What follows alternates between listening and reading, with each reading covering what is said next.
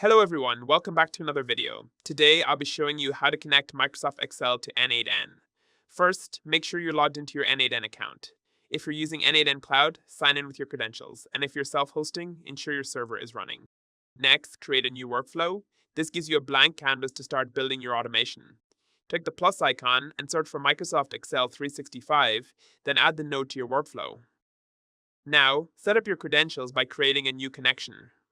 Log into your Microsoft account and allow n8n to access your OneDrive or SharePoint files.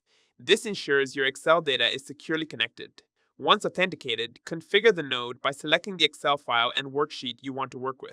Then choose the operation, like appending rows or reading data.